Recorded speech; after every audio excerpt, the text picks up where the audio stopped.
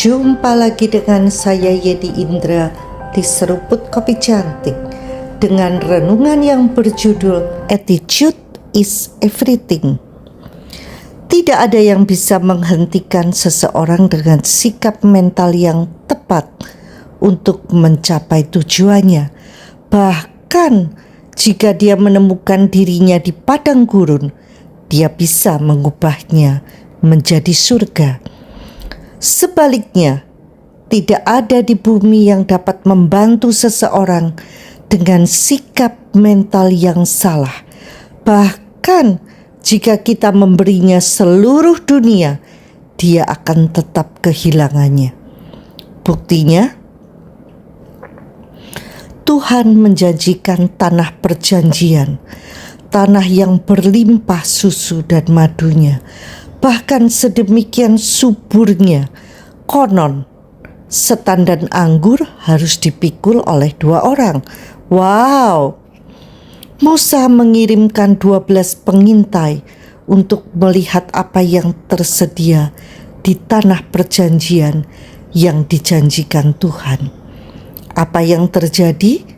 10 pengintai mengakui tanah itu luar biasa baiknya, tetapi mereka mengeluh, menceritakan kepadanya, "Kami sudah masuk ke negeri kemana kau suruh kami, dan memang negeri itu berlimpah-limpah susu dan madunya, dan inilah hasilnya." Hanya bangsa yang diam di negeri itu kuat-kuat, dan kota-kotanya berkubu dan sangat besar. Juga keturunan enak telah kami lihat di sana. Orang Amalek diam di tanah Negeb, orang Het, orang Yebus, dan orang Amori tinggal di pegunungan. Orang Kanaan diam di sepanjang laut dan sepanjang tepi sungai Yordan. Mereka tahu betul tanah ini sudah dijanjikan Tuhan akan diberikan kepada mereka. Jika saja mereka merenungkan, Tuhan itu tidak pernah gagal. Jika Dia berjanji, pasti sanggup menepati. Tetapi mereka memilih tidak sepakat dengan Tuhan. Sebaliknya, Kaleb mencoba menenteramkan hati bangsa itu di hadapan Musa. "Tidak, kita akan maju dan menduduki negeri itu, sebab kita pasti akan mengalahkannya." Hanya Yosua dan Kaleb yang memilih sepakat dengan Tuhan dan mengandalkan Dia. Tetapi orang-orang yang pergi ke sana bersama-sama dengan dia berkata, "Kita tidak dapat maju menyerang bangsa itu karena mereka lebih kuat daripada kita." Juga mereka menyampaikan kepada orang Israel kabar busuk tentang negeri yang diintai mereka dengan berkata, "Negeri yang telah kami lalui untuk diintai adalah suatu negeri yang memakan penduduknya. Dan semua orang yang kami lihat di sana adalah orang-orang yang tinggi-tinggi perawakannya. Juga kami lihat di sana orang-orang raksasa, orang enak yang berasal dari orang-orang raksasa, dan kami lihat diri kami seperti belalang, dan demikian juga mereka terhadap kami." Bahkan 10 pengintai itu memilih melihat diri mereka seperti belalang. Ini pilihan mereka sendiri, sikap mental mereka.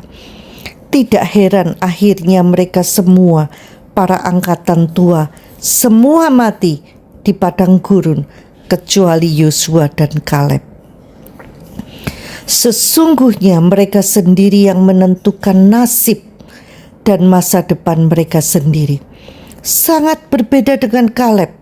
Dia mengingatkan Yosua di Gilgal tentang janji Tuhan kepada Musa.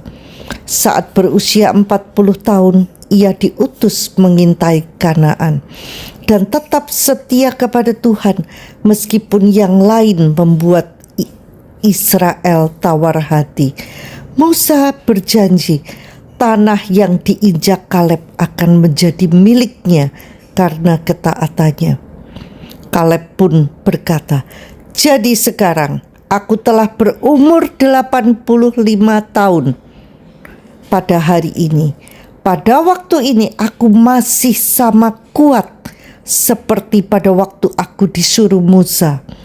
Seperti kekuatanku pada waktu itu, demikianlah kekuatanku sekarang untuk berperang dan untuk keluar masuk." Wow, kini pada usia 85 tahun, Kaleb tetap sekuat dahulu saat dia berusia 40 tahun.